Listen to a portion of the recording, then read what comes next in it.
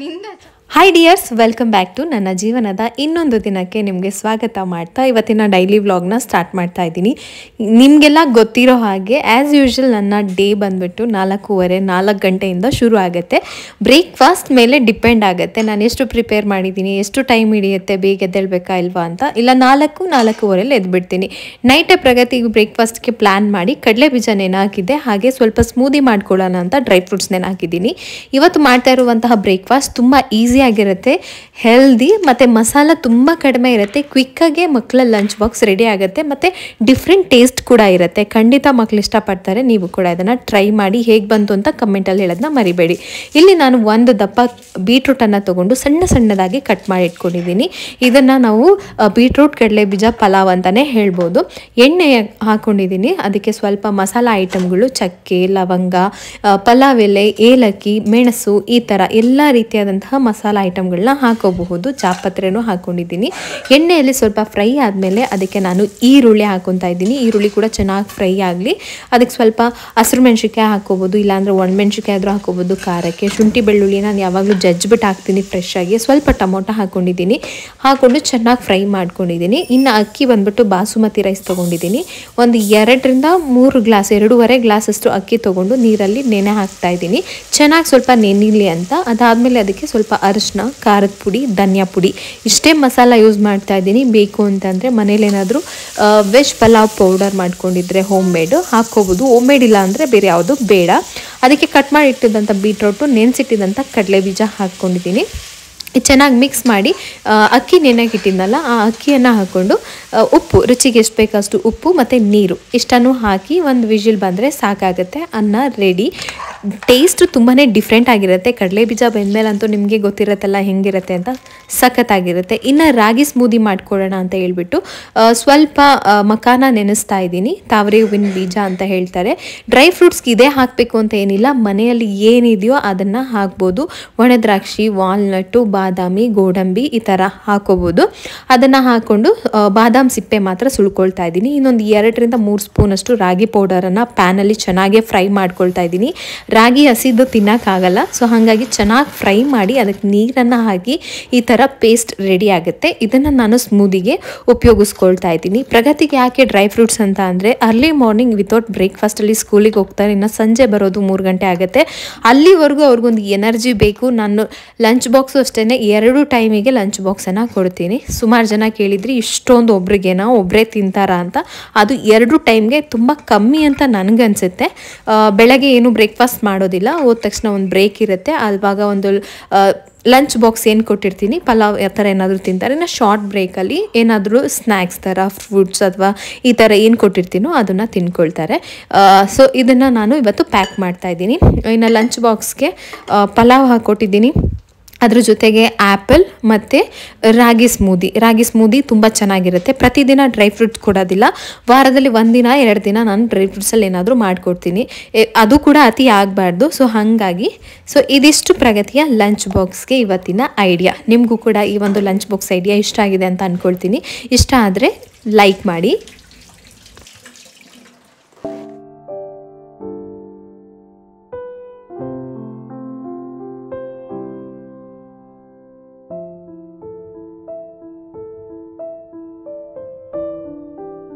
ಹಾಗೆ ಪ್ರೀತಮ್ ಸುಮಾರು ಹೊತ್ತು ಮನೇಲೇ ಇರ್ತಾನಲ್ಲ, ಅವನ್ನ ಹೊರಗಡೆ ಕರ್ಕೊಂಡು ಹೋಗೋದಕ್ಕೂ ತುಂಬ ಕಷ್ಟ. ಯಾಕೆಂತಂದರೆ ಅವ್ನು ಓಡ್ತಾನೆ ಇರ್ತಾನೆ, ಅವ್ನು ನಿಲ್ಲೋದೇ ಇಲ್ಲ.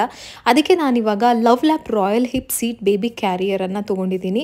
ಇದು ಬಂದುಬಿಟ್ಟು 4 ರೀತಿಯಾದಂತಹ ಪೊಸಿಷನಲ್ಲಿ ಬೇಬಿಯನ್ನು ಕ್ಯಾರಿ ಮಾಡ್ಬೋದು. ಹಿಪ್ ಸೀಟ್ ಬೆಲ್ಟ್ ಬಂದುಬಿಟ್ಟು 6 to 24 ಮಂತ್ಸ್ವರೆಗೂ ಇರುತ್ತೆ. ಅಂದರೆ ನಿಮ್ಗೆ 15 kg ಮಕ್ಕಳನ್ನು ಕ್ಯಾರಿ ಮಾಡಬಹುದು. ಈ ಥರ ವೆಲ್ ಪ್ರೋ ಕೊಟ್ಟಿರ್ತಾರೆ. ಆ್ಯಂಡ್ ಸೇಫ್ಟಿ ಬೆಲ್ಟು ತುಂಬಾ ಚೆನ್ನಾಗಿದೆ ಅಂತ ಹೇಳ್ಬೋದು. ಒಂದು ಪಾಕೆಟ್ ಕೂಡ ಇದೆ, ನೀವು ಆಚೆಗಡೆ ಕರ್ಕೊಂಡೋದಾಗ ಅವರನ್ನು ಏನಾದರೂ ಸಿಂಪಲ್ಲಾಗಿ ತೊಗೊಂಡೋಗೋಕ್ಕೆ. ಹಾಗೆ ಇದು ಇನ್ವರ್ಡ್ ಫೇಸಿಂಗ್ ಸೀಟ್. ಸೊ ಈ ರೀತಿ ಆದರೂ ಕ್ಯಾರಿ ಮಾಡ್ಬೋದು. ಔಟ್ವರ್ಡ್ ಫೇಸಿಂಗ್ ಸೀಟಲ್ಲಿ ಕ್ಯಾರಿ ಮಾಡ್ಬೋದು. ಹಾಗೆ ಇದನ್ನು ನಾವು ಮಕ್ಕಳನ್ನು ಕಂಫರ್ಟಬಲ್ ಆಗಿ ಹೊರಗಡೆ ಎಲ್ಲಾದರೂ ಕರ್ಕೊಂಡು ಹೋಗ್ತೀವಿ ಅಂತ ಅಂದಾಗ ಇನ್ವರ್ಡ್ ಫೇಸಿಂಗ್ ಮತ್ತು ಔಟ್ವರ್ಡ್ ಫೇಸಿಂಗಲ್ಲಿ ಈ ರೀತಿಯಾಗಿ ಕ್ಯಾರಿ ಮಾಡ್ಬೋದು. ಸೊ ಟೋಟಲ್ ಆಗಿ ಇದು 4-in-1 ಕನ್ವರ್ಟಬಲ್ ಆಗಿರುತ್ತೆ. ಅಂದರೆ ಬೆಸ್ಟ್, ನಮಗೆ ಚೆನ್ನಾಗಿರುತ್ತೆ. ಮಕ್ಕಳಿಗೆ ಒಂದೇ ಪೊಸಿಷನಲ್ಲಿ ಒಂದೇ ರೀತಿ ಕರ್ಕೊಂಡು ಹೋಗೋದಕ್ಕೆ ಮಕ್ಕಳು ಕೂಡ ಕಂಫರ್ಟಬಲ್ ಇರಲ್ಲ. ಯಾಕೆಂತಂದರೆ ಮಕ್ಕಳು ಕಂಫರ್ಟಬಲ್ ತುಂಬ ಇಂಪಾರ್ಟೆಂಟ್ ಅಲ್ವಾ. ಯಾವುದೇ ರೀತಿಯಾದಂತಹ ಪೊಸಿಷನಲ್ಗೆ ಕನ್ವರ್ಟ್ ಮಾಡ್ಕೋಬೋದು, ಮಕ್ಕಳ ಒಂದು ಕಂಫರ್ಟಿಗೆ ಬಿಟ್ಟಿದ್ದು. ನಾನು ನಿಮಗೆ ಹೇಳ್ದಂಗೆ 15 kg ಒಳಗಿರೋ ಮಕ್ಕಳನ್ನು ಆರಾಮಾಗಿ ಕ್ಯಾರಿ ಮಾಡ್ಬೋದು. ತುಂಬಾ ಲೈಟ್ ವೇಟ್ ಆಗಿರುತ್ತೆ, ಸ್ಕಿನ್ ಫ್ರೆಂಡ್ಲಿ ಆಗಿರುತ್ತೆ, ಪ್ರೀಮಿಯಂ ಫ್ಯಾಬ್ರಿಕ್ ಹಾಕಿರ್ತಾರೆ, ತುಂಬ ಚೆನ್ನಾಗಿದೆ. ನನಗಂತೂ ತುಂಬ ಅಂದರೆ ತುಂಬಾ ಇಷ್ಟ ಆಯಿತು. ಇದರಲ್ಲಿ ನಮ್ಗೆ ಏನಂದ್ರೆ ಅಬ್ಡಾಮಿನಲ್ ಸಪೋರ್ಟ್ ಇರುತ್ತೆ, ಜೊತೆಗೆ ಲಂಬರ್ ಸಪೋರ್ಟ್ ಇರುತ್ತೆ, ಶೋಲ್ಡರ್ ಸಪೋರ್ಟ್ ಇರುತ್ತೆ. ಹಾಗಾಗಿ ನಮಗೆ ಬೇಬಿಯನ್ನು ಕ್ಯಾರಿ ಮಾಡ್ತಾ ಇದ್ದೀವಿ ಅಂತ ಅನಿಸೋದಿಲ್ಲ. ಸೊ ಪ್ರತಿಯೊಂದರಲ್ಲೂ ಕೂಡ ಕಂಫರ್ಟಬಲ್ ಆಗಿ ಇರುತ್ತೆ ಬೇಬಿಗೆ. ಪ್ಲಸ್ ಕ್ಯಾರಿ ಮಾಡ್ತಾ ಇರೋರಿಗೆ ಬೇಬಿ ಕಾಟನ್ ಬಿಬ್ ಕೂಡ ಕೊಟ್ಟಿರ್ತಾರೆ ವೈಟ್ ಕಲರ್ದು. ಸೊ ಇದು ಬಂದ್ಬಿಟ್ಟು ಬೇಬಿ ಹೈಜೀನ್ ಆಗಿರಲಿ ಅಂತ ಹೇಳಿ ಬ್ರೀತೇಬಲ್ ಮೆಶ್ ಕೊಟ್ಟಿರ್ತಾರೆ. ಸೊ ಕಂಫರ್ಟಬಲ್ ಆಗಿ ಅವರು ಕ್ಯಾರಿ ಮಾಡಲಿ. ಬ್ಯಾಕ್ ನೀವು ನೋಡ್ತಾ ಇದ್ದೀರಾ, ಪ್ರೀತಮ್ ಬ್ಯಾಕ್ ಎಷ್ಟು ಕಂಫರ್ಟಬಲ್ ಆಗಿದೆ ಅಂತ. ಸುಪೀರಿಯರ್ ಪ್ಯಾಡಿಂಗ್ ಇರುತ್ತೆ ನಮ್ಮ ಬ್ಯಾಕನ್ನು ಸಪೋರ್ಟ್ ಮಾಡೋದಕ್ಕೆ. ಹಾಗೆ ಕಂಫರ್ಟಬಲ್ ಆಗಿರುವಂತಹ ಪ್ಯಾಡೆಡ್ ವೇಸ್ಟ್ ಬೆಲ್ಟನ್ನು ಕೊಟ್ಟಿರ್ತಾರೆ. ಹಾಗೆ ನಿಮಗೆ ಸ್ವಲ್ಪ ಡಿಫ್ರೆಂಟ್ ಕಲರ್ಸಲ್ಲಿ ಕೂಡ ಸಿಗುತ್ತೆ. 4 ರೀತಿಯಾದಂತಹ ಕಲರ್ಸಲ್ಲಿ ಅವೈಲೇಬಲ್ ಇದೆ. ಬೇಕಂದರೆ ಡಿಸ್ಕ್ರಿಪ್ಷನ್ನ ಚೆಕ್ ಮಾಡಿ.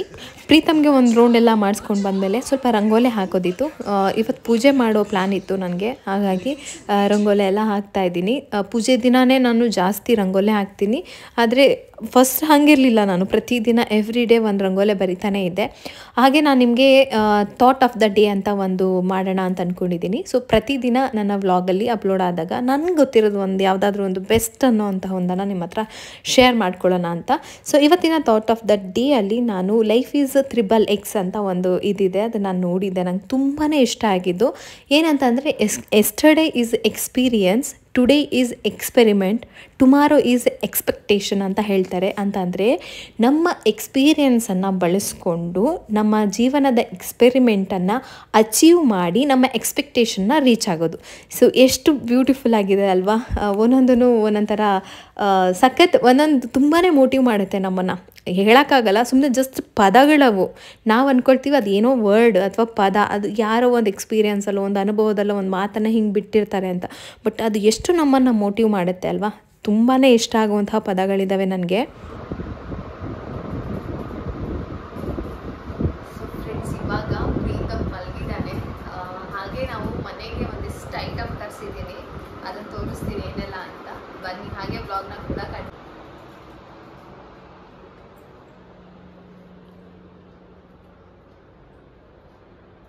ಸುಮಾರು 1 ವರ್ಷಕ್ಕಾಗೋಷ್ಟು ಐಟಮ್ ಆಲ್ರೆಡಿ ತರಿಸಿದ್ದೀನಿ. ಇದು ಏನು ಅಂತ ನಿಮ್ಗೆ ಆಲ್ರೆಡಿ ಗೊತ್ತಿರುತ್ತೆ. ಏನ್ ಗೊತ್ತಾ, ಶಾಪ್ ಕ್ಲೋಸ್ ಆಯ್ತಲ್ವಾ, ಎಲ್ಲಾರ್ಗು ಒಂದು ಅಂದ್ರೆ ಡಿಸ್ಕೌಂಟ್ ಅಲ್ಲಿ ಸೇಲ್ ಮಾಡಿದ್ರು. ಸೊ ನಿಯರ್ ಶಾಪ್ ಇದೆಯಲ್ಲ, ಅವ್ರು ತಗೊಂಡೋದ್ರು. ಮತ್ತೆ ಕೆಲವೊಂದಿಷ್ಟು ಆಲ್ರೆಡಿ ನಾವು OLX ಅಲ್ಲಿ ಹಾಕಿದ್ವಿ ರ್ಯಾಕು, ಮತ್ತೆ ಇದು ಎಲ್ಲ ತಗೊಂಡ್ರು. ನನ್ನ ವ್ಯೂವರ್ಸ್ ಕೂಡ ಸ್ವಲ್ಪ ಜನ ವಿಚಾರಿಸಿದ್ರು, ಕಾಂಟ್ಯಾಕ್ಟ್ ಮಾಡಿದ್ರು, ಇಲ್ಲ ನಂಗೆ ಗೊತ್ತಿಲ್ಲ. ತಗೊಂಡು ಹೋದ್ರಲ್ಲ, ಸರಿ ಇನ್ನೇಂತಕ್ಕೆ ನಾವು ಮತ್ತೆ ನಮ್ಮ ಮನೆಗೆ ಅಂತ ಅಂದ್ರೆ ಮತ್ತೆ ಒಂದಿಷ್ಟು ನಾವು ತರಲೇಬೇಕಲ್ವಾ ಅಂತ ಹೇಳ್ಬಿಟ್ಟು ನಮಗೆ ಮನೆಗೆ ಆಗೋಷ್ಟು ನಾನು ತಂದ್ಬಿಟ್ಟಿದ್ದೀನಿ ನೆನ್ನೆ ಹೋಗಿ. ಇದ್ರಲ್ಲಿ ಇನ್ನೂ ಉಳಿದ್ರೆ ಅದನ್ನು ಮನೆಗೆ ಕೊಟ್ಟು ಕಳಿಸಿ, ಸೇಲ್ ಆಗಿಲ್ಲ ಅಥವಾ ಉಳ್ದೋಯ್ತು ಆತರ ಏನು ಬೇಡ. ಯಾಕಂದ್ರೆ ಇದೆಲ್ಲ ಯೂಸ್ ಆಗೇ ಆಗುತ್ತೆ ಮನೆಗೆ. ನಾವ್ ಅಲ್ಲಿ ತಂದಿಲ್ಲ ಅಂದ್ರೆ ಇನ್ನೊಂದ್ ಕಡೆ ನಾದ್ರೂ ದುಡ್ಡು ಕೊಟ್ಟು ತರಲೇಬೇಕಲ್ಲ ಅಂತ ಹೇಳ್ಬಿಟ್ಟು ನಾನು 1 ವರ್ಷಕ್ಕೆ ಆಗೋಷ್ಟು ತರ್ಬೇಕು ಅಂತ ಹೇಳ್ಬಿಟ್ಟು ಹೋಗಿ ತಗೊಂಡ್ ಬಂದೆ. ಒಂದ್ ಸ್ವಲ್ಪ ಎಷ್ಟೆಷ್ಟು ಬೇಕೋ ಅಷ್ಟೆಷ್ಟು ತಂದಿದ್ದೀನಿ ಈಗ ಸದ್ಯಕ್ಕೆ, ಆಮೇಲೆ ನೋಡೋಣ ಅಂತ ಹೇಳಿ. ಇವಾಗ ಇದನ್ನೆಲ್ಲ ಏನ್ ಮಾಡ್ತೀನಿ ಗೊತ್ತಾ, ಸದ್ಯಕ್ಕೆ ಮನೆಗೆ ಈಗ ಪ್ರೆಸೆಂಟ್ ಏನೇನ್ ಬೇಕೋ ಅದನ್ನ ಇಟ್ಕೊಳ್ತೀನಿ. ಮಿಕ್ಕಿದ್ನೆಲ್ಲ ಒಂದು ಏನು ಬ್ರೌನ್ ಕಲರ್ ಬಾಕ್ಸ್ ಬರುತ್ತಲ್ಲ ಅದ್ರಲ್ಲಿ ಹಾಕಿ ರ್ಯಾಪ್ ಮಾಡಿ ಇಟ್ಬಿಡೋಣ ಅಂತ. ಇನ್ನೊಂದೇನ್ ಗೊತ್ತಾ, ನಾವು ಇವೆಲ್ಲ ಕೆಮಿಕಲ್ಸ್ಗೆ ಬರುತ್ತೆ. ವಾರ್ಡ್ರೋಬಲ್ಲಿ ಏನಾದ್ರು ಇಟ್ರೆ ವಾರ್ಡ್ರೋಬಲ್ಲಿ ನಾವು ಜಾಯಿಂಟ್ ಹಾಕಿರ್ತೀವಲ್ಲ ಸ್ಟೀಲ್ದು, ಅದೆಲ್ಲ ತುಕ್ಕಿಡಿಯುತ್ತೆ ಅಂತ ನಮ್ಗೆ ಹೇಳಿದ್ರು. ಅದಕ್ಕೋಸ್ಕರ ಡೈರೆಕ್ಟ್ ಆಗಿ ಇಡೋದು ಬೇಡ, ಒಂದು ಗತ್ತ ಬಾಕ್ಸ್ ಅಲ್ಲಿ ಹಾಕಿ ರ್ಯಾಪ್ ಮಾಡಿ ಇಟ್ಬಿಡೋಣ ಅಂತ ಅನ್ಕೊಂಡಿದ್ದೀನಿ. ಹೆವಿ ಪ್ರಾಡಕ್ಟ್ಸ್ ತಗೊಂಡ್ ಬಂದಿದ್ದೀನಿ ಸಿಕ್ಕಾಪಟ್ಟೆ, ಅಂದ್ರೆ ನಮಗೆ ಯೂಸ್ ಆಗೋವಂಥದ್ದು. ಇದು ರೂಮ್ ಫ್ರೆಶ್ನರು, ಅದೆಲ್ಲ ಸ್ವಲ್ಪ ಡಸ್ಟ್ ಆಗಿದೆ, ಕ್ಲೀನ್ ಮಾಡಿ ಒರೆಸ್ಬಿಟ್ಟು ಹಂಗಂಗೆ ಜೋಡಿಸಿ ಇಟ್ಕೊಳ್ತೀನಿ. ಎಲ್ಲ ಇದ್ರಲ್ಲೂ ಒಂದೊಂದು ಫ್ಲೇವರ್ ತಗೊಂಡ್ ಬಂದ್ಬಿಟ್ಟಿದ್ದೀನಿ. ಚೆನ್ನಾಗಿರೋದು ಅಂತ ಅನ್ಸಿದ್ರೆ ಅದು ಜಾಸ್ತಿ ತರೋಣ ಅಂತ ಅನ್ಕೊಂಡೆ. ಅದ್ರೊಳಗೆ ಈ ಗ್ರೀನ್ ನಂಗೆ ತುಂಬಾ ಇಷ್ಟ ಆಯ್ತು ಅಂತ ಹೇಳ್ಬಿಟ್ಟು 2 ತಗೊಂಡ್ ಬಂದಿದ್ದೀನಿ ಇದನ್ನ. ಆಮೇಲೆ ಪರ್ಫ್ಯೂಮ್ ಅಷ್ಟೇನೆ, ಅಂದ್ರೆ ಪರ್ಫ್ಯೂಮ್ ಕಲೆಕ್ಷನ್ಸ್ ಎಲ್ಲ ಚೆನ್ನಾಗಿರೋದು ಆಲ್ರೆಡಿ ತಗೊಂಡ್ಬಿಟ್ಟಿದ್ರು. ಅದೆಲ್ಲ ಸೆಲೆಕ್ಟ್ ಆಗಿ ಬಿಟ್ಟಿರೋದು ಮಾತ್ರ ಇತ್ತು. ನಂಗೆ ಅದಕ್ಕೆ ಸ್ಮೆಲ್ ನೋಡಿ ನೋಡಿ ಯಾವ್ದು ಚೆನ್ನಾಗಿತ್ತು ಅದನ್ನ ಮಾತ್ರ ಒಂದಿಷ್ಟು ತಗೊಂಡ್ ಬಂದೆ. ಇನ್ನು ವೇಗ ಪ್ರಾಡಕ್ಟ್ಸ್ಗಳೆಲ್ಲ ಇತ್ತು. ವೇಗ ಅಂತ ಅಂದ್ರೆ ಬಾಚಣಿಗೆಗಳು ಇವೆಲ್ಲ ಸ್ವಲ್ಪ ಕಾಸ್ಟ್ಲಿ ಬೀಳತ್ತೆ ನಮ್ಗೆ, ಸಿಕ್ಕಾಪಟ್ಟೆ ಪ್ರೈಸ್ ಹೈ. ಇದೊಂದು ಸಣ್ಣ ಬಾಚಣಿಗೆನೆ 200 ರೂಪೀಸ್ ಆಗುತ್ತೆ.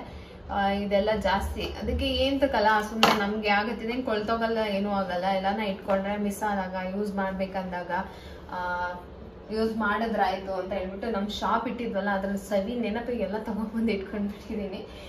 ಇನ್ನೇನು ಇಲ್ಲ. ನನ್ನ ಮಗಳಿಗೆ ಏನೇನ್ ಬೇಕಿತ್ತು, ಪೆನ್ನು, ಸ್ಕೇಲು, ಎರೇಸರು, ಅವ್ರು ಏನೇನ್ ಬೇಕೋ ಅದನ್ನೆಲ್ಲ ಅವರು ತಗೊಂಡ್ ಬಂದು ಒಂದ್ ರಾಶಿ ಅವ್ರು ಇಟ್ಕೊಂಡ್ರು. ಇನ್ ಪ್ರೀತಮ್ ಎಲ್ಲ ನಾವು ಹೊರಗಡೆ ಹೋದಾಗ ನಾನು ವೆಟ್ ಟಿಶ್ಯೂ ಯೂಸ್ ಮಾಡ್ತೀನಿ. ಕೈಯೆಲ್ಲ ಚಿಕ್ಕ ಮಗು ಅಲ್ವಾ, ಅವ್ನ ಕೈ ಸುಮ್ಮನೆ ಇರಲ್ಲ, ಅವ್ನ ಕೈಯೇ ಸುಮ್ಮನೆ ಇರಲ್ಲ. ಅದಕ್ಕೆ ಅಲ್ಲಿ ಇಲ್ಲಿ ಮುಡ್ತಾನೆ ಇರ್ತಾನೆ ಅಂತ ಹೇಳ್ಬಿಟ್ಟು ವೆಟ್ ಟಿಶ್ಯೂ ಯೂಸ್ ಮಾಡ್ತೀನಿ ಹೊರಗಡೆ ಹೋದ್ರೆ. ಬಾಯೆಲ್ಲ ಗಲೀಜಾದಾಗ, ಕೈಯೆಲ್ಲ ಗಲೀಜ್, ಅದಕ್ಕೆ ಒಂದ್ ಸ್ವಲ್ಪ ತಗೊಂಡ್ ಬಂದೆ. ಇದು ನನಗಿಷ್ಟು ಬೇಕು ಅಂತ ತಂದಿರೋದು. ಇನ್ನು ಶಾಪಲ್ಲಿ ಉಳಿಯುತ್ತಲ್ಲ ಅದನ್ನೆಲ್ಲ ಅವರು ಮತ್ತೆ ಉಳಿದ್ರೆ ಅದೇನೇನು ಉಳಿಯುತ್ತೋ ಲಾಸ್ಟ್ ಅಲ್ಲಿ ಮತ್ತೆ ಒಂದಿಷ್ಟು ಡಿವೈಡ್ ಮಾಡ್ಬಿಟ್ಟು ಅದನ್ನೆಲ್ಲ ಮನೆಗೆ ತನ್ನಿ ಅಂತ ಹೇಳಿದೀನಿ. ಇನ್ ಕೆಲವೊಂದು ಪ್ರಾಡಕ್ಟ್ಸ್ ಏನಿದೆ MTR, GRB ತರ ಇದೆಯಲ್ಲ, ಅದೆಲ್ಲ ಬ್ರ್ಯಾಂಡು ಏನಂತ ಅಂದ್ರೆ ಇವಾಗ ಎಕ್ಸ್ಪೈರಿ ಡೇಟ್ ಆಗ್ಬಿಡುತ್ತೆ. ಅವರು ತಗೊಂಡೋಗ್ಬೇಕು, ತಗೊಂಡೋಗಿ ಅದು ಅಮೌಂಟ್ ಇದ್ ಮಾಡೋದು ಅಥವಾ ಇದ್ ಮಾಡೋದು ಮಾಡ್ತಾರಂತೆ. ಅಂತವಾದ್ರೆ ಓಕೆ, ಏನು ಇದ್ ಮಾಡೋದು ಬೇಡ ಅಂತ ಹೇಳ್ಬಿಟ್ಟು. ಇದೆಲ್ಲ ಕಿಚನ್ ಇದು ಗಾಲಾದು ಎಲ್ಲ ಎಷ್ಟು ಚೆನ್ನಾಗಿದೆ ಅಂತ. ಗಾಲಾದಿದೆ, ಇದು ಚೆನ್ನಾಗಿದೆ. ಇದು ವೈಪ್ ಮಾಡೋದು, ಅದಕ್ಕೆ ಇದು ಯೂಸ್ ಆಗುತ್ತೆ. ಕಾರ್ ಪರ್ಫ್ಯೂಮ್ ನಾನು ಕಾಸು ಕೊಟ್ಟು ತಗೊಂಡ್ ಬಂದಿದ್ದೆ ಲಾಸ್ಟ್ ಟೈಮ್. ಕಾರ್ ಪರ್ಫ್ಯೂಮ್ ಇದೆಲ್ಲ ನಮ್ಮ ಶಾಪಲ್ಲೇ ಇತ್ತು. 400 ರೂಪೀಸ್ ಆಗುತ್ತೆ ಇದು. ಟಿಶ್ಯೂ ಪೇಪರ್ಗಳು, ಶಾಂಪು, ಪರ್ಫ್ಯೂಮು ಎಲ್ಲ 1 ವರ್ಷಕ್ಕಾಗೋಷ್ಟು ಸಾಮಾನು ತಂದು ಇಟ್ಬಿಟ್ಟಿದ್ದೀನಿ. ಈಗೆಲ್ಲನೂ ಜೋಡಿಸಿ ಮನೆಗೆ ಏನೇನ್ ಬೇಕಾದ್ರೂ ಸ್ವಲ್ಪ ಎತ್ತಿಟ್ಬಿಟ್ಟು ಮಿಕ್ಕಿದ್ನೆಲ್ಲ ಎತ್ತಿ ಬೇರೆ ಕಡೆ ಇಟ್ಬಿಡ್ತೀನಿ. ನೋಡಿ ಹಿಂಗಿದೆ ಏನ್ ಗೊತ್ತಾ, ಕಲರ್ ಪ್ರಗತಿಗೆ ಇಟ್ಕೋ, ಅಕಸ್ಮಾತ್ ಸ್ಕೂಲಲ್ಲಿ ಪ್ರಾಜೆಕ್ಟ್ ವರ್ಕ್ ಕೇಳಿದಾಗೆಲ್ಲ ಮತ್ತೆ ತರಬೇಕಾಗುತ್ತೆ ಅಂತ ಒಂದಿಷ್ಟು ಫೆವಿಕಾಲು ಎಲ್ಲ ಏನೇನ್ ಬೇಕು ಎಲ್ಲ ತಂದಿದ್ದೀನಿ. ಒಂಥರ ಆಟ ಆಡೋ ಸಾಮಾನ್ ತರ ಆಗಿದೆ ನಮ್ಮ ಮನೇಲಿ. ಎಲ್ಲ ಮಕ್ಳಿಗೆ ಆಟ ಸಾಮಾನು ಕೊಡಿಸ್ತಾರಲ್ಲ ಹಂಗೆ. Pencil set.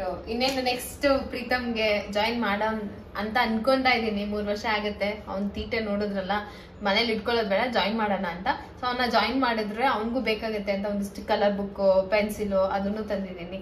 ಚಾಪಿಕ್ಸು ನಮ್ಮ ಶಾಪಲ್ಲಿ ಇಂಥ ವಸ್ತು ಇಲ್ಲ ಅನ್ನೋಂಗಿಲ್ಲ ಆ ಥರ ಇಟ್ಟಿದ್ರು. ಎಲ್ಲ ತೊಗೊಂಡ್ಬಂದು ತುಂಬಿಟ್ಟಿದ್ದೀನಿ. ಇವಾಗೆಲ್ಲ ಎತ್ತಿಡ್ತೀನಿ.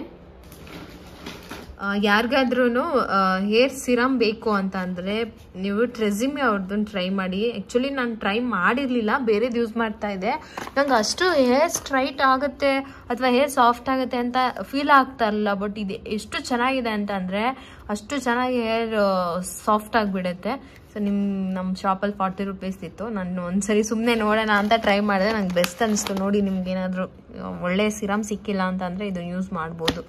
ಹೇರ್ ಸ್ಟ್ರೈಟ್ನಿಂಗೇ ಮಾಡಿಸೋದು ಬೇಡ, ಅಷ್ಟು ಚೆನ್ನಾಗಿದೆ. ಇನ್ನು ಕಾಜಲ್ಲು ನಮ್ಮಮ್ಮ ಅಂತ ಹೇಳ್ಬಿಟ್ಟು ಇದು ಬ್ಲ್ಯಾಕ್ ಹೆನ್ನ ತಂದಿದ್ದೀನಿ. ನೋಡಬೇಕು, ಅವರೆಲ್ಲ ಟ್ರೈ ಮಾಡಲ್ಲ, ಬೈತಾರೆ. ಎಲ್ಲ ಥರ ಯೂಸ್ ಮಾಡೋಕ್ಕಾಗಲ್ಲ.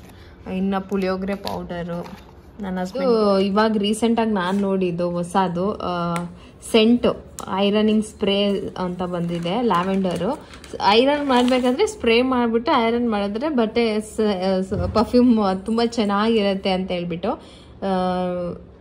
ಅದಕ್ಕೆ ನೋಡೋಣ ಅಂತ ಹೇಳಿ ತೊಗೊಂಡು ಬಂದೆ. ಇದ್ರೊಳಗೆ ಇದೊಂದು ಫ್ಲೇವರ್ ಇತ್ತು, ಅದ್ರ ಜೊತೆಗೆ ಇದೊಂದಿದೆ ಮತ್ತು ಇದೊಂದಿದೆ.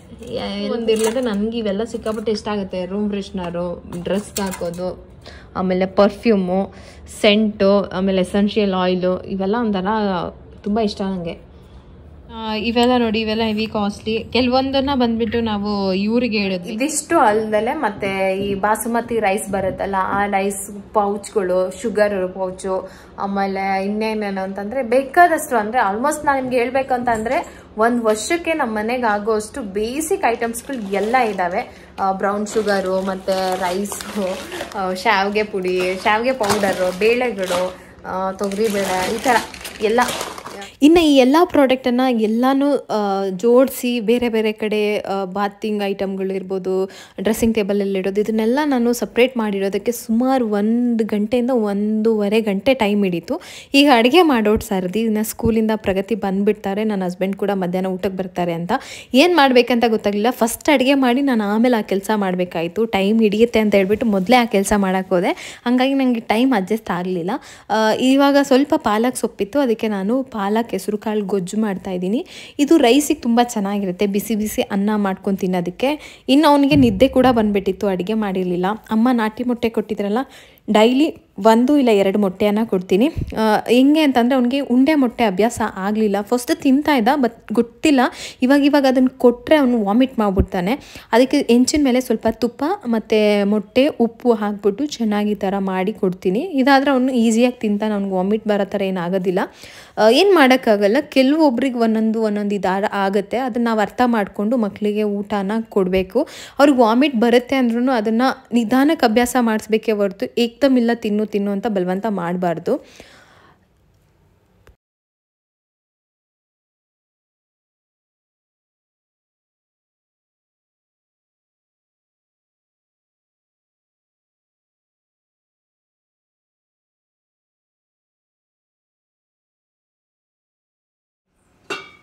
ಇಲ್ಲಿ ನಾನು ಹೆಸರು ಕಾಳು ಪಾಲಕ್ ಗೊಜ್ಜಿಗೆ ಫಸ್ಟ್ ಹೆಸರು ಕಾಳನ್ನು ಪ್ಯಾನಲ್ಲಿ ಹಾಕಿ ಚೆನ್ನಾಗಿ ಹುರ್ಕೊಳ್ತೀನಿ. ಚೆನ್ನಾಗಿ ಹುರಿಬೇಕು ದುಂಡಿಗೆ.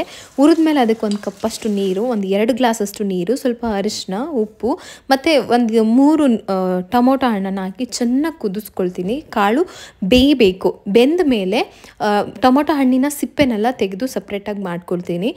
ಇನ್ನೊಂದು ಪಾತ್ರೆಗೆ ಸ್ವಲ್ಪ ಎಣ್ಣೆ, ಅದಕ್ಕೆ ಸ್ವಲ್ಪ ಜೀರಿಗೆ, ಬೆಳ್ಳುಳ್ಳಿ, ಹಾಗೆ ಇದನ್ನು ಚೆನ್ನಾಗಿ ಫ್ರೈ ಮಾಡ್ಕೋಬೇಕು. ಬೆಳ್ಳುಳ್ಳಿ ಚೂರು ಫ್ರೈ ಆಗೋ ಥರ, ಯಾಕೆಂತಂದರೆ ಇದನ್ನು ಮಸ್ಕೋಬೇಕು, ಅದಕ್ಕೋಸ್ಕರ. ಇನ್ನು ಕಟ್ ಮಾಡಿ ಇಟ್ಟಿದ್ದಂಥ ಈರುಳ್ಳಿ, ಹಸಿರು ಮೆಣಸಿನ್ಕಾಯಿ ಹಾಕ್ಕೊಳ್ತಾ ಇದ್ದೀನಿ. ಟೊಮೊಟೊ ಬೆಂದಿದ್ದು ಸಿಪ್ಪೆ ತೆಗೆದಿದ್ದಲ್ಲ, ಆ ಟೊಮೊಟೊ ಕೂಡ ಮಿಕ್ಸ್ ಮಾಡ್ಕೊಳ್ತೀನಿ. ಇದನ್ನು ನಾನು ಏನು ಸಣ್ಣದಾಗಿ ಕಟ್ ಮಾಡಿಲ್ಲ, ಯಾಕೆಂತಂದರೆ ಮಸ್ಕೊಳ್ತೀನಲ್ಲ, ಹಾಗಾಗಿ ಸರಿ ಹೋಗ್ಬಿಡುತ್ತೆ. ಕ್ಲೀನಾಗೆ ವಾಶ್ ಮಾಡಿ ಕ್ಲೀನ್ ಮಾಡಿ ಕಟ್ ಮಾಡಿಟ್ಟಿದ್ದಂತಹ ಪಾಲಕ್ ಸೊಪ್ಪನ್ನು ಹಾಕ್ಕೊಂಡಿದ್ದೀನಿ. ಸ್ವಲ್ಪ ಜಾಸ್ತಿನೇ ಪಾಲಕ್ ಸೊಪ್ಪನ್ನು ಹಾಕೋಬೇಕು. ಚೆನ್ನಾಗಿ ಒಂದು ಸ್ವಲ್ಪ ಹಸಿ ವಾಸನೆ ಎಲ್ಲ ಹೋಗೋ ತನಕ ಪಾಲಕ್ ಫ್ರೈ ಆದಮೇಲೆ ಬೆಂದಿರುವಂತಹ ಹೆಸರು ಕಾಳು ನೀರನ್ನು ಅದರಲ್ಲೇ ಹಾಕ್ತೀನಿ. ಚೆನ್ನಾಗಿ ಮಿಕ್ಸ್ ಮಾಡಿಕೊಂಡು ಇದಕ್ಕೆ ಉಪ್ಪನ್ನು ನಾನು ಕಾಳಿಗೆ ಹಾಕಿಬಿಟ್ಟಿದ್ದೀನಿ. ಅಡ್ಜಸ್ಟ್ ಮಾಡಿ ಮತ್ತೆ ಉಪ್ಪು ಬೇಕಂದ್ರೆ ಹಾಕ್ಕೋಬೋದು. ಇನ್ನೊಂದು ಗ್ಲಾಸ್, 1.5 ಗ್ಲಾಸಷ್ಟು ನೀರು ಹಾಕಿ ಅದನ್ನು ಚೆನ್ನಾಗಿ ಕುದಿಯೋಕ್ಕೆ ಬಿಡ್ತೀನಿ. ಸ್ವಲ್ಪ ಹೆಸರು ಕಾಳು ಇನ್ನೂ ಚೆನ್ನಾಗಿ ಕುದೀಲಿ ಅಂತ ಹೇಳಿ. ಇನ್ನು ಸ್ವಲ್ಪ ತರಕಾರಿ ಎಲ್ಲ ತರಿಸಿದ್ದೆ, ನಾಳೆ ಬೆಳಗ್ಗೆಗೆ ಪ್ರಗತಿಗೆ ಬ್ರೇಕ್ಫಾಸ್ಟಿಗೆಲ್ಲ ಬೇಕಾಗಿತ್ತು.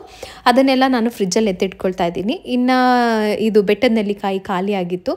ಡೈಲಿ ಒಂದು ಬೆಟ್ಟದ ನೆಲ್ಲಿಕಾಯಿ ತಿನ್ನೋದ್ರಿಂದ ನನಗೆ ವಿಸಿಬಲ್ ರಿಸಲ್ಟ್ ಸಿಕ್ಕಿದೆ. ಕೂದಲು ಬೆಳೀತಾ ಇರೋದು, ಬೇಬಿ ಹೇರ್ಸ್ ಎಲ್ಲ ಬಂದಿರೋದು. ಸೊ ನಾನು ನಿಮಗೆ ರೆಕಮೆಂಡ್ ಮಾಡ್ತೀನಿ, ಯಾರಾದರೂ ತುಂಬ ಹೇರ್ ಫಾಲ್ ಆಗ್ತಾ ಇದೆ ಅಥವಾ ಕೂದಲು ಉದುರುತ್ತಾ ಇದೆ ಮತ್ತೆ ಬೆಳೀತಾ ಇಲ್ಲ, ಆ ಥರ ಇದ್ದರೆ ಬೆಟ್ಟದ ನೆಲ್ಲಿಕಾಯಿ ತುಂಬಾ ಯೂಸ್ ಆಗುತ್ತೆ. ಏನು ಮಾಡೋಕ್ಕೆ ಹೋಗಬೇಡಿ, ಡೈಲಿ ಒಂದು ಬೆಟ್ಟದ ನೆಲ್ಲಿಕಾಯನ್ನು ತಿನ್ನಿ ಸಾಕು. ನಿಮಗೇ ಒಂದು 15 ದಿನದಲ್ಲೇ ಒಂಥರ ಡಿಫ್ರೆನ್ಸ್ ಗೊತ್ತಾಗುತ್ತೆ. ಸಣ್ಣ ಸಣ್ಣ ಬೇಬಿ ಹೇರ್ಸ್ ಎಲ್ಲ ಬರುತ್ತೆ. ಸೊ ನೀವು ನೋಡಬಹುದು, ಟ್ರೈ ಮಾಡಿ ಯಾರಾದರೂ. ನಾನು ಟ್ರೈ ಮಾಡಿದ್ದೀನಿ, ಸುಮಾರು ದಿನದಿಂದ ತಿಂತಾಯಿದ್ದೀನಿ. ಅದಕ್ಕೆ ತರಿಸ್ಕೊಂಡಾಗ ಒಂದು 6ರಿಂದ 7 ಪೀಸಸ್ ಬರುತ್ತೆ. ಅದು ನಾನು ತಿನ್ನೋಷ್ಟರಲ್ಲಿ ಸರಿ ಹೋಗ್ಬಿಡುತ್ತೆ. ಬೆಳ್ಳುಳ್ಳಿ ರೇಟ್ ಕೂಡ ತುಂಬಾ ಜಾಸ್ತಿ ಆಗಿಬಿಟ್ಟಿದೆ. ಅನಿವಾರ್ಯವಾಗಿ ಬೇಕಾಗಿತ್ತು ಅಂತೇಳಿ ಸ್ವಲ್ಪ ಸುಳಿದಿರೋ ಬೆಳ್ಳುಳ್ಳಿಯನ್ನೇ ತರಿಸ್ಕೊಂಡಿದ್ದೀನಿ. ಹಂಗೆ ಕೆಲಸದ ಜೊತೆಗೇ ಫ್ರಿಜ್ ಆರ್ಗನೈಸಿಂಗ್ ಕೂಡ ಮುಗ್ದೋಯ್ತು. ಇನ್ನು ಇಲ್ಲಿ ಕಾಳೆಲ್ಲ ಬೆಂದಿದೆ, ಇದನ್ನು ಚೆನ್ನಾಗಿ ಮಸ್ಕೋಬೇಕು. ಹಸಿರು ಮೆಣಸಿನ್ಕಾಯಿ ಖಾರವಾಗಿರೋ ಥರ ಹಾಕಿ, ಖಾರವಾಗಿರಬೇಕು. 3 ಹುಳಿ ಟೊಮೊಟೊ ಹಾಕಬೇಕು, ತುಂಬ ಚೆನ್ನಾಗಿರುತ್ತೆ. ಸೊ ನನ್ನ ಚಾನಲ್ನ ಫಾಲೋ ಮಾಡೋರು ಬ್ಯುಸಿ ಮಾಮ್ಸ್ ಜಾಸ್ತಿ ಇರ್ತಾರೆ ಅಂತ ಅಂದ್ಕೊಂಡಿದ್ದೀನಿ. ಯಾಕೆಂತಂದರೆ ನನ್ನ ಡೆಲಿವರಿ ಟೈಮಿಂದನೂ ಕೂಡ ಸುಮಾರು ಜನ ನನ್ನ ಫಾಲೋ ಮಾಡ್ತೀರಾ, ಮಕ್ಕಳು ಇಲ್ಲ ವರ್ಕಿಂಗ್ ವುಮನ್ ಇರ್ತೀರಾ. ಸೊ ಇಂಥವ್ರಿಗೆಲ್ಲ ಈ ಥರ ರೆಸಿಪೀಸ್ ತುಂಬಾ ಹೆಲ್ಪ್ ಆಗುತ್ತೆ ಅಂತ ನಾನು ಭಾವಿಸ್ತೀನಿ. ಕ್ವಿಕ್ಕಾಗಿ ಆಗುತ್ತೆ, ಯಾವುದೇ ರೀತಿಯಾದಂತಹ ಹೆವಿ ಮಸಾಲ ಇಲ್ಲ. ಇದು ತಿಂದರೆ ನಿಮಗೆ ಅಷ್ಟು ಲೈಟ್ ಫೀಲ್ ಆಗುತ್ತೆ. ಊಟನೂ ಕೂಡ ಟೇಸ್ಟಿಯಾಗಿರುತ್ತೆ. ಟ್ರೈ ಮಾಡಿ, ಈ ರೆಸಿಪಿಯನ್ನು ನೀವು ಖಂಡಿತ ಟ್ರೈ ಮಾಡಿ ನನಗೆ ಕಮೆಂಟ್ ಸೆಕ್ಷನಲ್ಲಿ ಹೇಳಿ. ಸೊ ನೀವು ಕಮೆಂಟ್ ಮಾಡೋದ್ರಿಂದ ಇನ್ನೊಬ್ಬರು ಕೂಡ ಆ ರೆಸಿಪಿಯನ್ನು ಟ್ರೈ ಮಾಡಬಾರ್ದು ಅಂತ ಅವ್ರಿಗೂ ಕೂಡ ಗೊತ್ತಾಗುತ್ತೆ. ಸೊ ಅದಕ್ಕೋಸ್ಕರ ನಾನು ನಿಮಗೆ ಕೇಳ್ಕೊಳ್ತೀನಿ ಅಷ್ಟೇ. ಇನ್ನು ಊಟ ಎಲ್ಲ ಆದಮೇಲೆ 1 ಗ್ಲಾಸ್ ಟೀ ಜೊತೆಗೆ ಅಮ್ಮನ ಜೊತೆ ಮಾತುಕತೆ, ಇವೆರಡು ಇದ್ಬಿಟ್ರೆ ನನಗೆ ಇನ್ನೇನು ಬೇಡ, ಅಷ್ಟು ಖುಷಿ ಆಗುತ್ತೆ. ಇನ್ನು ಈವ್ನಿಂಗ್ ಆಯಿತು, ಪ್ರೀತಮ್ಗೊಂದು ಸ್ವಲ್ಪ ಸ್ನ್ಯಾಕ್ಸ್ ಮಾಡೋಣ ಅಂತ. ಪ್ರೀತಮ್ಗೆಲ್ಲ ಪ್ರಗತಿಗೂ ಲಂಚ್ ಬಾಕ್ಸ್ ಬಾಕ್ಸ್ಗೆ ಸ್ನ್ಯಾಕ್ಸ್ ಎಲ್ಲ ಮಾಡೋದು ತುಂಬ ಕಮ್ಮಿ ಆಗೋಗಿತ್ತು ಪ್ರಗತಿ. ಬರೀ ಫ್ರೂಟ್ಸು ಇದೇ ಆಗೋಗಿತ್ತು. ಇನ್ನು ಮನೇಲಿ ಸ್ವಲ್ಪ ವಾಲ್ನಟ್ ಇತ್ತು. ವಾಲ್ನಟ್ನ ಡೈರೆಕ್ಟಾಗಿ ನಮ್ಮ ಮನೇಲಿ ಯಾರೂ ತಿನ್ನಲ್ಲ, ಯಾಕೆಂತಂದರೆ ಅದು ಸ್ವಲ್ಪ ಒಂಥರ ಒಗರು ಆ ಥರ ಇರುತ್ತೆ. ಹಾಗಾಗಿ ವಾಲ್ನಟ್ ಯಾರೂ ತಿನ್ನಲ್ಲ. ಆದರೆ ವಾಲ್ನಟ್ಟಲ್ಲಿರುವಂತಹ ಹೆಲ್ತ್ ಬೆನಿಫಿಟ್ಸ್ ತುಂಬಾ ಜಾಸ್ತಿ ಇದೆ. ಯಾವುದು ಒಗರು ಅನಿಸುತ್ತೋ ಅದು ಆರೋಗ್ಯಕ್ಕೆ ತುಂಬ ಒಳ್ಳೆಯದು. ನಮ್ಮ ಹೃದಯದ ಆರೋಗ್ಯಕ್ಕಿರ್ಬೋದು, ಬ್ರೈನ್ ಅದನ್ನ ನೋಡಿದ್ರೆ ಹೇಳ್ಬೋದು, ಅದು ಬ್ರೈನ್ ಶೇಪಲ್ಲಿ ಇರೋದ್ರಿಂದ ಬ್ರೈನಿಗೆ ತುಂಬ ಒಳ್ಳೆಯದು ಅಂತ ಹೇಳ್ತಾರೆ. ಸೊ ಹಾಗಾಗಿ ಬ್ರೈನ್ ಹೆಲ್ತ್ಗಿರ್ಬೋದು, ಮಕ್ಕಳಿಗೆ ಗಟ್ ಹೆಲ್ತ್ ತುಂಬ ಇಂಪಾರ್ಟೆಂಟ್ ಅಲ್ವಾ. ಮಕ್ಕಳ ಗಟ್ ಹೆಲ್ತ್ ಪ್ರೀಬಯೋಟಿಕ್ ಆದ್ದರಿಂದ ಇದು ನಮ್ಮ ಮಕ್ಕಳಿಗೆ ತುಂಬಾ ಒಳ್ಳೆಯದು. ಡೈಜೆಷನ್ ಸಪೋರ್ಟ್ ಮಾಡುತ್ತೆ, ಬೋನ್ಗೂ ಕೂಡ ತುಂಬಾ ಹೆಲ್ಪ್ ಆಗುತ್ತೆ, ಮತ್ತು ಸ್ಕಿನ್ಗಿರ್ಬೋದು, ಬ್ಲಡ್ ಶುಗರ್ ಕಂಟ್ರೋಲ್ ಮಾಡೋದಕ್ಕಿರ್ಬೋದು, ಇದೆಲ್ಲ. ಸೊ ಆದರೆ ಯಾವುದು ಕೂಡ ಲಿಮಿಟೇಷನಲ್ಲಿ ತಗೋಬೇಕು. ಇನ್ನು ಬಾದಾಮ್ ಕೂಡ ಸ್ವಲ್ಪ ಹಾಕ್ಕೊಂಡಿದ್ದೀನಿ. ಇದೆಲ್ಲ ಫಂಕ್ಷನ್ಗೆ ಅಂತ ಬಂದಿರುವಂತಹ ಡ್ರೈ ಫ್ರೂಟ್ಸ್ ಇದು ಹಾಗೆ ಉಳಿದ್ಬಿಟ್ಟಿತ್ತು. ನಮ್ಮ ಮನೆಯಲ್ಲಿ ಹಾಗೆ ಕೂಡ ತಿನ್ನಬಾರ್ದಿದ್ದು, ಹಸಿದು ಕೂಡ ಜಾಸ್ತಿ ತಿನ್ನಬಾರ್ದು. ಡೈಜೆಷನ್ಗೆ ತುಂಬ ಪ್ರಾಬ್ಲಮ್ ಬಾದಾಮ್ ಆಗುತ್ತೆ. ಬಾದಾಮ್ ಇರ್ಬೋದು, ಗೋಡಂಬಿ ಇರ್ಬೋದು, ಮಕ್ಕಳಿಗಂತೂ ಡೈಜೆಷನ್ಗೆ ಆಗೋದೇ ಇಲ್ಲ. ಅದಕ್ಕೋಸ್ಕರ ನಾನು ಬರ್ಫಿ ಮಾಡ್ತಾಯಿದ್ದೀನಿ, ವಾಲ್ನಟ್ ಬಾದಾಮ್ ಬರ್ಫಿ.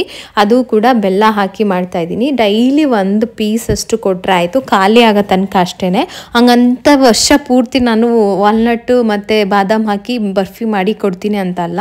ಯಾಕೆ ಅಂತಂದರೆ ಕೆಲವೊಬ್ಬರು ಅದನ್ನು ಇದು ಮಾಡ್ಕೊಳ್ತಾರೆ. ಅಂದರೆ ಈಗ ಮಾಡಿದರೆ ಇನ್ನೂ ಸ್ವಲ್ಪ ದಿನ ತನಕ ನಾನು ಈ ಥರ ಇದನ್ನು ಮಾಡೋಕ್ಕೆ ಹೋಗಲಿ, ಇನ್ನೇನೋ ಬೇರೆ ಮಾಡ್ತೀನಿ ಅಂದರೆ ಚೇಂಜ್ ಮಾಡ್ತಾ ಇರಬೇಕು. ಹಾಗಂತ ನಾನು ಹೆವಿ ಮಿಕ್ಸ್ ಕೂಡ ಮಾಡೋದಕ್ಕೆ ಹೋಗೋದಿಲ್ಲ. ಹಂಗೆ ಮಾಡಿದ್ರೆ ಅದು ನನಗೆ ಮಾತ್ರನೇ ಏನು ಡ್ರೈ ಫ್ರೂಟ್ಸ್ ಲಡ್ಡು ಥರ, ಅದು ಮಕ್ಳಿಗೆ ಅಷ್ಟು ಕೊಡೋದಿಲ್ಲ. ಯಾಕೆಂದ್ರೆ ತುಂಬ ಡ್ರೈ ಫ್ರೂಟ್ಸ್ ಮಿಕ್ಸ್ ಮಾಡಿ ಇಷ್ಟಿಷ್ಟು ಲಡ್ಡುನ ಬೆಳಗ್ಗೆ ಮಧ್ಯಾಹ್ನ ಸಾಯಂಕಾಲ ಅವ್ರಿಗೆ ಆರೋಗ್ಯ ಆಗೋದಿಲ್ಲ. ಆ ಥರ ಮಾಡಬಾರ್ದು, ಇದು ಸರಿ ಹೋಗುತ್ತೆ. ಇನ್ನು 1/4 ಕಪ್ ವಾಲ್ನಟ್ಟು, 1 ಕಪ್ಪು ಬಾದಾಮ್ ತೊಗೊಂಡಿದ್ದೀನಿ.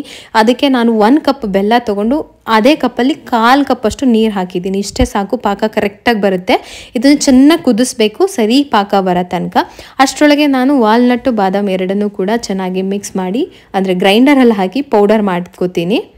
ಮನೇಲಿ ಏನು ಸ್ನ್ಯಾಕ್ಸ್ ಮಾಡಿಕೊಟ್ಟಿಲ್ಲ ಅಂತ ಅಂದಾಗ ಮಕ್ಕಳಿಗೆ ಹೊರಗಡೆ ಇರೋ ಸ್ನ್ಯಾಕ್ಸ್ ಬಗ್ಗೆ ಗಮನ ಜಾಸ್ತಿ. ಪ್ರೀತಮ್ನ ಕೇಳಿ ಲಾಸ್ಟಲ್ಲಿ ಇದೇ ವಿಡಿಯೋದಲ್ಲಿ ಇದನ್ನೇ ಅವನು ಚಾಕ್ಲೇಟ್ ಮಾಡ್ಕೊಂಡಿರ್ತಾನೆ.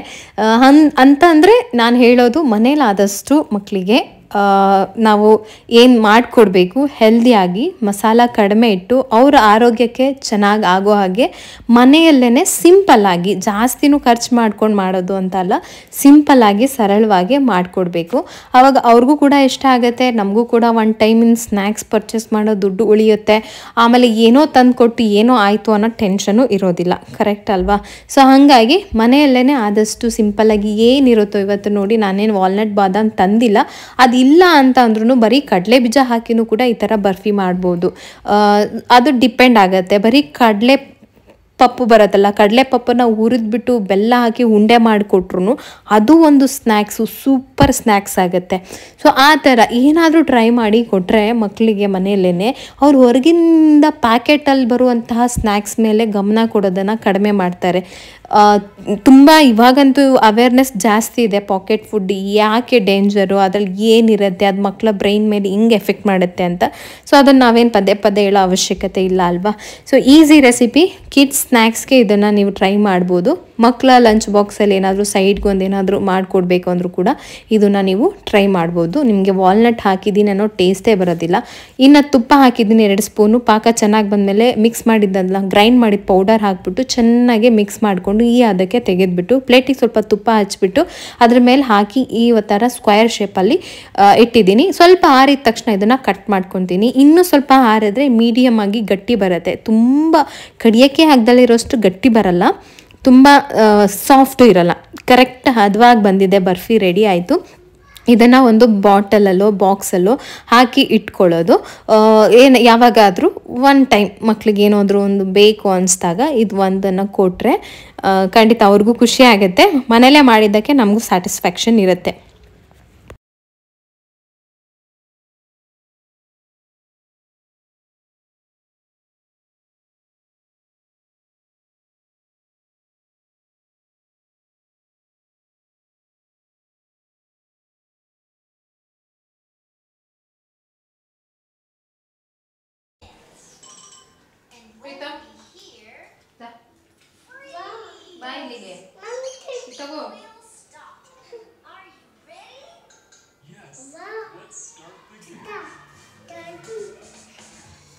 ಕೊಡ್ತೀನಿ.